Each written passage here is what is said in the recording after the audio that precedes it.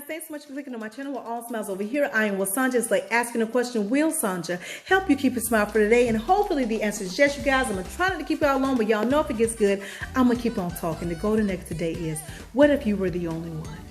What if you were the only one? What am I talking about?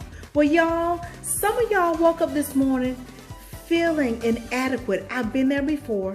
And those are falsehood of feelings. When I say inadequate, you are somehow feeling that you weren't good enough, that something wasn't enough. Either you weren't pretty enough, smart enough, muscular enough, or something enough. You was feeling that way with your falsehood of feelings, by the way. And how do we get to that space of feeling inadequate? I'll tell you. It comes from the big C, and that is comparing. Whenever you compare yourself to anybody, anything, any situation, or what have you, you diminish parts of you. You diminish yourself. Whenever you compare yourself, you diminish yourself. The thing is, you guys, we are to appreciate other people's uniqueness. And we do appreciate other people's uniqueness, but at times we tend to not just appreciate other people's uniqueness, but we try to bring their uniqueness into our arena, make their uniqueness ours. And that's something we're not supposed to do. Why we're not supposed to do it? Because whenever you try to make somebody else's uniqueness yours, there will always be a glitch. There will always be a void. You will not be complete. I'm just being honest with you. Whenever you try to make somebody else's uniqueness yours, there will be a glitch. There will be no completeness. There will always be a void. Now, the thing is, I asked you guys with this golden nugget, what if you were the only one? What if you were the only one? What if you were the only one created on this earth, this universe, this planet? Then how would you see yourself? How would you rate yourself on a scale of 1 to 10, with 10 being amazing, great, awesome sauce, all this good yum-yums? How would you rate yourself? How? I'll tell you how you will rate yourself with you being the only one.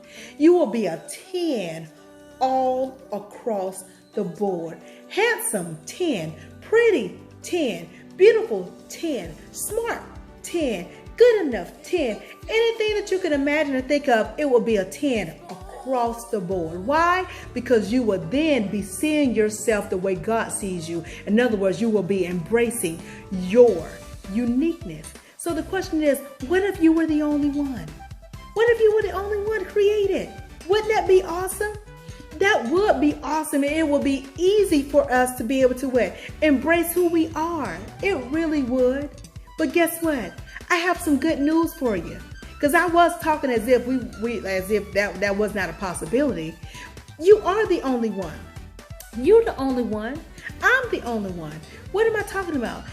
There's only one of you, and there's only one of me, which makes you the only one, which makes me the only one, which means there's no need to what? Compare. Which means that you can now begin to what? Embrace your uniqueness, right? That I can begin to do what? Embrace my uniqueness. In other words, if we see somebody out and about and you see something that's unique about them, you'll give them a thumbs up and appreciate that. But you'll know, I appreciate your uniqueness, but I know I already got my own. You will, in other words, embrace wholeheartedly your uniqueness. You really would. And then in doing that, you'll find yourself conquering a whole lot of things. Because I'm here to tell you that how we were designed in our uniqueness is the key to us being successful in every purpose there is in our life and receiving all of our manifestations. Our uniqueness play a part in that. So if you try to grasp or to implement somebody else's uniqueness, you're going to put a damper on you receiving manifestations and certain purposes coming in your life, because you'll be using somebody else's hammer when you're supposed to be using your wrench. You get what do y'all understand what I'm saying? Everybody was given a uniqueness for your own purpose, in other words. So embrace your uniqueness, because your uniqueness is what's going to allow you to achieve every purpose in your life. Just like my uniqueness is going to allow me to achieve every purpose in my life. So appreciate others' uniqueness, but embrace yours. And know from now on, from this point forward, every now of your life, know that you are the only one. You were the only one created. Ain't but one of you. There is not but one of you. So listen, no more comparing. Embrace who you are. Embrace your uniqueness. All of it. Every inch and ounce of it, okay? So now, ladies, when you stand in the mirror, before you put your makeup on, because you're embracing your uniqueness, before you put that makeup on, you're going to say to yourself, oh, I'm so beautiful. You know you're beautiful. And before you put your Spanx on, you're going to look at yourself and say, oh, I'm so beautiful. And guys, before you put your Levi's on with your chicken legs or what have you, you'll be able to look at yourself and say, oh, yeah, I'm good. I'm good to go. I got this or what have you. You'll be able to embrace who you are. Why? Because you are indeed embracing your uniqueness. All in all of it. That's the beauty of it. I told you when you're aligned and connected, which means God is at the forefront of your life, moving in and through you, that you're able to be able to move around in your journey with clarity. You'll be able to see yourself the way God sees you. And He sees you in your uniqueness. And your uniqueness is good and very good. You're beautiful, you're handsome, you're smart, you're intelligent, you're courageous, you're I can't any good of yums. I'm trying to think of a whole lot, but it's anything that's pertaining to good and great and awesomeness, that's what you are. That's who you are in your uniqueness. You get what I'm saying?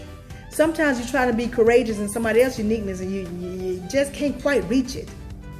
Operate in your uniqueness. You'll see what I'm saying. You'll see what I'm talking about. All right, you guys. I hope you got the gist of that. I hope you got the gist of it. But I was thinking about that. I said, wow, what if we were the only one? What if we were the only one created? How then would you see yourself? Because then there will be no one for you to compare yourself to, which means you will have to see the uniqueness of who you are, and you'll embrace that thing, and then you'll begin to really soar and fly. You get what I'm saying? That's what some people could do, things they do, because they don't worry about what other people are doing. They're just rocking out in their uniqueness. So keep rocking out in yours. And I hope I lit a fire under you guys to really appreciate who you are and what you're working with in your uniqueness. Okay, y'all, I'm going to go on that note. If you take just a little bit of what I'm telling you and apply to your life to the best of your ability, you won't ever have to mask a smile. Why? Because your smiles will always be genuine. I'll talk to y'all soon. Be blessed, stay blessed, be blessed, stay blessed, be blessed, stay blessed. Y'all know what's coming next. Ciao.